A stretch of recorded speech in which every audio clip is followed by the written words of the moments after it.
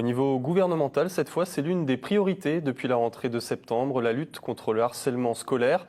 Mobilisée en première ligne des associations comme Asmae, elle organise jusqu'en fin d'année le YA la Tour, une opération de prévention dans des établissements partout en France. Cet après-midi, c'était à Colmar, reportage Louis Belin et Bernard Stemmer. Des fois, ça va être des violences verbales, des fois, ça va être des violences physiques.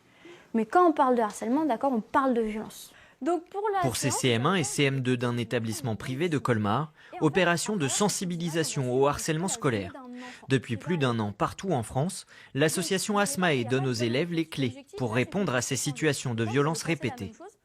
Souvent, c'est assez difficile de réagir parce que tu as peur du harceleur et des fois même il va carrément te menacer pour pas que tu ailles le dire. Il faut en parler déjà, parce que ça fait du bien et aussi on pourra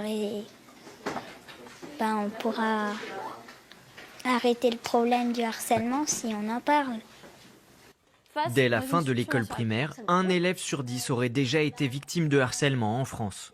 Pour prévenir et informer sur le phénomène, l'association mobilise le dessin, mais surtout le débat et l'interaction, avec des mises en situation. Vous allez devoir me trouver des situations dans lesquelles, malheureusement, William, qui fait face à une situation de harcèlement, va être confronté. On a quand même 3 élèves dans la classe qui ont changé d'école, qui sont venus chez nous cette année parce qu'ils étaient harcelés dans leurs écoles précédentes et harcelés d'une façon avérée. Donc il y en a des situations de harcèlement. Ils sont jeunes, ça marque, c'est difficile. Donc c'est intéressant de les sensibiliser au plus jeune âge. Dernier outil imaginé par l'association Asmae, le harcélomètre. Un marque-page qui évalue et répertorie différents comportements, du respectueux en vert au dangereux en rouge. Des fois, on va avoir des élèves qui, après avoir lu le harcélomètre, viennent nous poser des questions sur des situations qu'ils ont pu vivre, des relations qu'ils peuvent avoir encore avec certains de leurs camarades.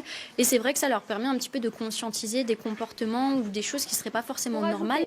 On l'a déjà dit, priorité absolue du gouvernement, la lutte contre le harcèlement scolaire dispose d'un numéro d'alerte désormais unique, le 3018.